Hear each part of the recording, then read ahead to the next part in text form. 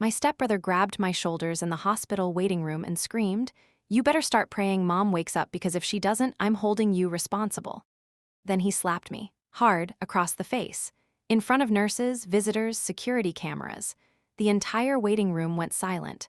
I touched my burning cheek, tasted blood, and did something that made him realize he'd just made the worst mistake of his life. I pulled out my phone, hit record, and said 7 words that destroyed him. "Go ahead, explain why her dying ruins you."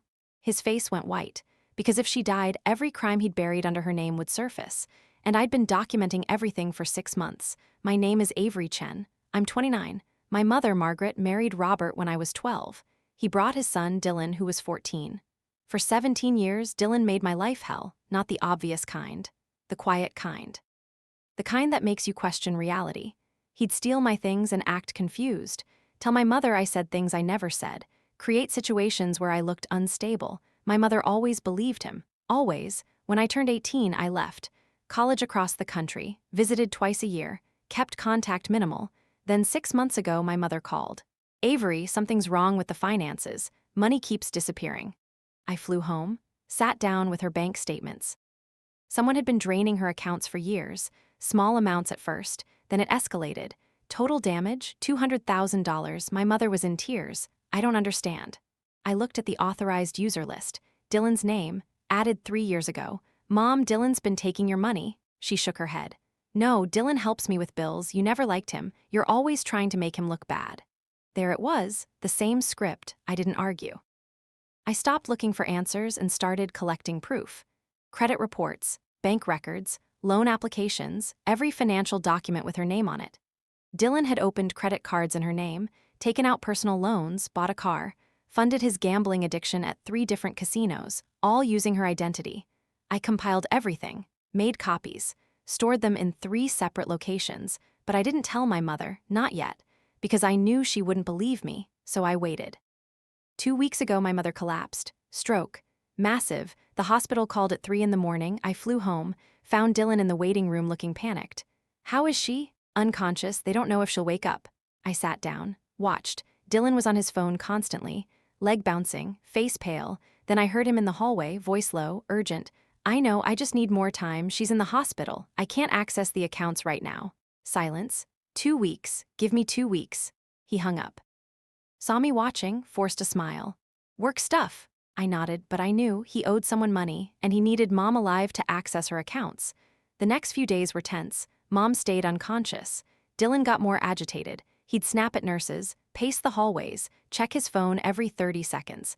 Then came the afternoon, everything exploded. I was in the waiting room when Dylan stormed in, face red, eyes wild. "We need to talk." He pulled me into a corner. "I need you to sign power of attorney for Mom's accounts, just temporary." "Why would I do that?" "Because bills need to be paid. Someone has to manage her finances." "You've been managing them just fine." His jaw clenched. "What's that supposed to mean?" "It means I know what you've been doing." His face went still. "I don't know what you're talking about." $200,000, Dylan, credit cards in her name, loans, casino debts. "You're insane." "I have proof." He laughed, sharp, nervous. "You can't prove anything." "I can, and I will." His smile disappeared. He leaned closer, voice dropping to a whisper. "If Mom dies and this goes public, everyone will know you destroyed this family." "I didn't destroy anything." "Didn't you? You left, you abandoned her, and now you're back trying to tear us apart." "Dylan," that's when he grabbed me, both hands on my shoulders, shaking me. "You better start praying Mom wakes up because if she doesn't, I'm holding you responsible." People started turning. "Let go of me. You've always hated me, always tried to turn her against me." "Dylan, let go." He raised his hand. I saw it coming but couldn't move. The slap cracked across my face, hard. My head snapped to the side. I tasted copper. The waiting room went silent. A nurse gasped. Security stood up. Dylan stepped back, breathing hard. I touched my cheek, felt the heat. Then I pulled out my phone, hit record, pointed it at him. "Go ahead. Explain why her dying ruins you." His face drained of color. "Tell them about the 200,000, the credit cards, the casinos, the phone call about needing 2 weeks. Turn that off." Security was moving toward us, 2 officers, "or I can tell them every detail, every transaction." Dylan lunged for my phone. Security grabbed him. "Sir, calm down." "She's lying, she's always lying." I kept recording. "I have bank statements, credit reports, loan documents, all with your signature." all using mom's identity. A nurse approached. "Miss, your face is bleeding." I touched my lip, read, "I'm fine, but I'd like to file a police report for assault and fraud." Dylan struggled against security. "You can't do this, she's my mother too." "She is, which is why stealing her identity is elder abuse." Security had him in restraints now. Other officers arrived. One approached. "Ma'am, do you want to press charges?" "Yes, for assault, and I have evidence of financial crimes." I showed him my phone, the recording, then my email, the folder. "Everything's here, 3 years of financial abuse." The officer's eyes widened. "This is significant, we'll need to contact Fraud Division." "I have copies, multiple locations." Dylan was shouting across the room. "She's setting me up, Mom will tell you." The officer looked at him, then at me. "Is your mother able to give a statement?"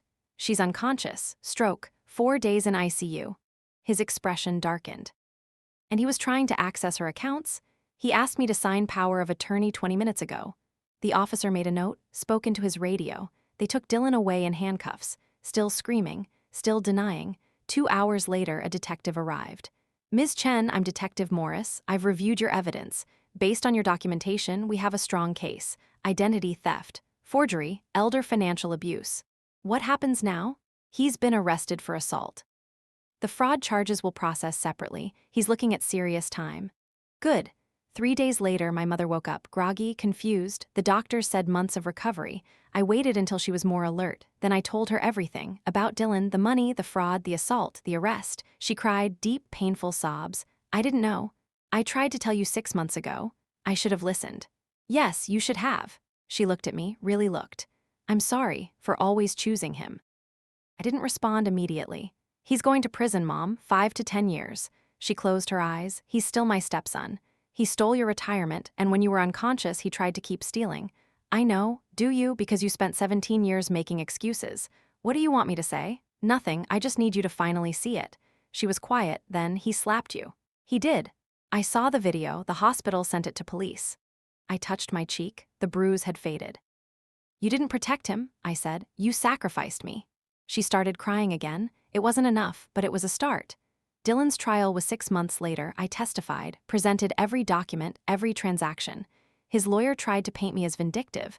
I just showed the jury the numbers. $200,000, 3 years. The jury deliberated 4 hours, guilty on all counts. 8 years, no parole for 3. He looked at me as they led him away. Empty.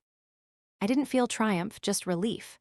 My mother sold the house, moved into a smaller place, started therapy. We talk now, not often, not deeply, but we talk. She asks about my life, things she never asked before. I don't forgive her completely, but I'm trying to understand.